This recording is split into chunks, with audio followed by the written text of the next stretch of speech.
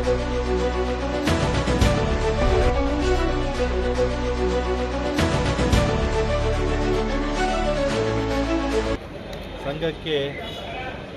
ಒಂದು ಅದ್ಭುತವಾದಂಥ ದಿನ.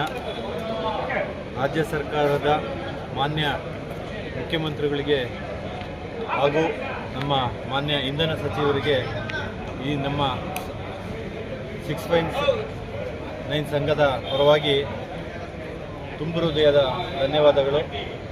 ಏನೊಂದು ನಮ್ಮ ನೌಕರರ ಒಂದು ಕುಂದುಕೊರತೆ ಏನಿತ್ತು ಅಭಿನಂದನಾ ಕಾರ್ಯಕ್ರಮದಲ್ಲಿ ಅದನ್ನು ಆಲಿಸಿ ಏನೊಂದು ಇವತ್ತು ಟಾಟಾ ಪವರ್ ಕಂಪ್ನಿಯವರು ಹಾಕಿದಂಥ ಅರ್ಜಿನ ಹಿಂಪಡೆಯೋದಕ್ಕೆ ಸಹಕಾರ ನೀಡಿದಂಥ ಸರ್ಕಾರದ ಎಲ್ಲ ಹಂತನ್ಯ ಮುಖ್ಯಮಂತ್ರಿಗಳು ಎಲ್ಲರಿಗೂ ಈ ಒಂದು ಸಂಘ ಯಾವಾಗಲೂ ಚಿರಋಣಿಯಾಗಿರುತ್ತೆ.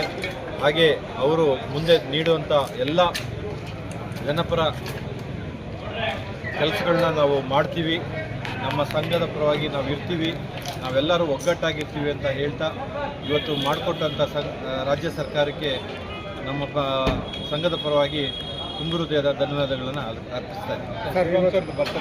ಹಾಗೆ ನಮ್ಮ ಸಂಘದ ಪ್ರಧಾನ ಕಾರ್ಯದರ್ಶಿಗಳಾದಂಥ ಶ್ರೀಯುತರಾದಂಥ ಸ್ನೇಹಿತರಾದಂಥ ಶಿವರಾಮ್ ಅವರ ಹುಟ್ಟುಹಬ್ಬದ ಕಾರ್ಯಕ್ರಮಕ್ಕೆ ಸಾಕಷ್ಟು ನಮ್ಮ ನೌಕರ ಬಾಂಧವರು, ನಮ್ಮ ಸಂಘದ ಸದಸ್ಯರು ಎಲ್ಲರೂ ಬಂದು ಶುಭವನ್ನು ಹಾರೈಸಿದ್ದಾರೆ.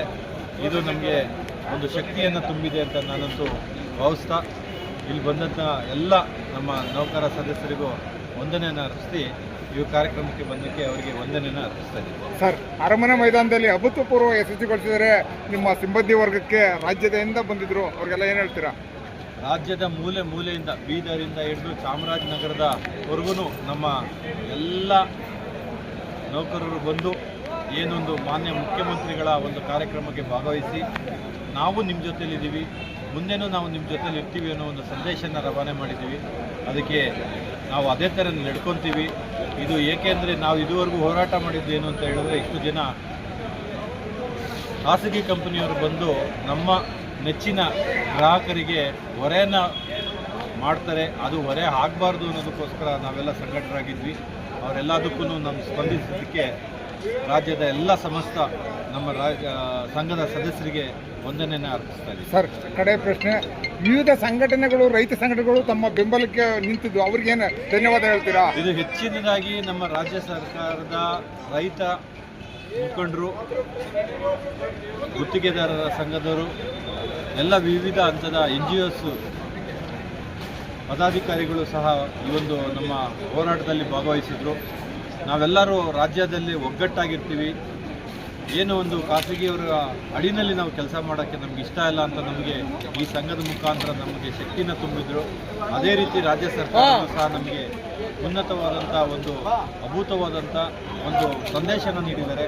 ಅವ್ರಿಗೂ ಮತ್ತು ಇಲ್ಲೆಲ್ಲೇ ಸಂಘಟನೆಗಾಗಿ ನಮ್ಮ ಒಕ್ಕೂಟದ ಅಧ್ಯಕ್ಷರು, ನಮ್ಮ ಒಕ್ಕೂಟದ ಎಲ್ಲ ಪದಾಧಿಕಾರಿಗಳು ಸೇರಿ ಇದನ್ನು ಮಾಡಿದ್ದಕ್ಕೆ ಧನ್ಯವಾದನ ಅರ್ಪಿಸ್ತಾರೆ. ತಮ್ಮ ಪರಿಚಯ ಸರ್? ನನ್ನ ಹೆಸರು ಅವಿನ್ ಗುಬ್ಬಿ. ನಾನು ಸಹ ಖಜಾಂಚಿಯಾಗಿ ಈ ಒಂದು ಸಂಘದಲ್ಲಿ ಕಾರ್ಯನಿರ್ವಹಿಸ್ತಾ ಇದ್ದೀನಿ. Thank you. ನೌಕರಿಗೆ ಒಳಿತಾಗಲಿ ಅಂತ ಹೇಳ್ಬಿಟ್ಟು ಇಷ್ಟು ಕಷ್ಟಪಡ್ತಾರೆ.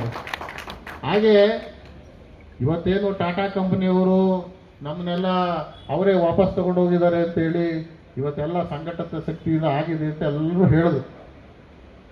ಒಂದು ಸತ್ಯ, ನಾವೆಲ್ಲರೂ ಒಗ್ಗಟ್ಟಾಗಿದ್ದು, ನಾವೆಲ್ಲರೂ ಕೂಡ ಸಂಸ್ಥೆಗೆ ಕಾಯ ವಾಚ ಮನಸ್ಸ ದುಡಿದು ನಾವು ಯಾರೇ ಬಂದರೂ ಎದುರಿಸ್ತೇವೆ, ಈ ಸಂಸ್ಥೆಯನ್ನು ಕಾಪಾಡ್ಕೊಳ್ತೇವೆ, ಈ ಸಂಘಕ್ಕೆ ಶಕ್ತಿಯನ್ನು ತುಂಬ್ತೇವೆ ಅಂತ ಎಲ್ಲಿವರೆಗೂ ನಾವು ಇರ್ತೀವಿ, ಅಲ್ಲಿವರೆಗೂ ಕೂಡ ಯಾರೇನೇ ಬಂದರೂ ಕೂಡ ಈ ಸಂಸ್ಥೆ ಪ್ರೈವೇಟೈಸೇಷನ್ ಆಗೋದಿಲ್ಲ.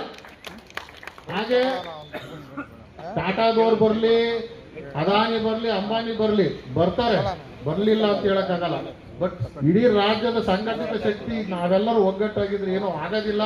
ಹಾಗಾಗಿ ನಮ್ಮ ಸಂಘದ ಅಧ್ಯಕ್ಷರಿಗೆ, ನಮ್ಮ ಸಂಘಕ್ಕೆ, ಇಡೀ ನಮ್ಮ ಸಂಘದ ಪದಾಧಿಕಾರಿಗಳಿಗೆ ನಿಮ್ಮೆಲ್ಲರ ಶಕ್ತಿಯನ್ನು ತುಂಬಿ ಈ ಸಂಸ್ಥೆಯನ್ನು ಉಳಿಸ್ಕೊಳ್ಳೋ ನಿಟ್ಟಿನಲ್ಲಿ, ಈ ಸಂಘವನ್ನು ಉಳಿಸ್ಕೊಳ್ಳೋ ನಿಟ್ಟಿನಲ್ಲಿ ನಾವೆಲ್ಲ ಒಗ್ಗಟ್ಟಾಗಿ ಕೆಲಸ ಮಾಡೋಣ. ಇನ್ನೂ ಮಾತಾಡೋದಿತ್ತು, ಮುಖ್ಯಮಂತ್ರಿಯವರು ಏನೇನಾಯಿತು ಅಂತೇಳಿ ಅದೆಲ್ಲ ಅಧ್ಯಕ್ಷರು ಇವರೆಲ್ಲ ಮಾತಾಡ್ತಾರೆ. ಎಲ್ರಿಗೂ ಒಳ್ಳೇದಾಗಲಿ. ಪ್ರಧಾನ ಕಾರ್ಯದರ್ಶಿಗಳು ಏನು 53ನೇ ಹುಟ್ಟುಹಬ್ಬವನ್ನು ಆಚರಿಸ್ಕೊಳ್ತಾ ಇದ್ದಾರೆ, ಅವ್ರಿಗೆ ಮತ್ತೊಮ್ಮೆ ಶುಭವನ್ನು ಹಾರೈಸಿ ತಮ್ಮೆಲ್ಲರಿಗೂ ಒಳ್ಳೇದಾಗಲಿ ಅಂತ ಹೇಳಿ ನನ್ನ 2 ಮಾತನ್ನು ಮುಗಿಸ್ತೇನೆ. ಜೈ ಕರ್ನಾಟಕ.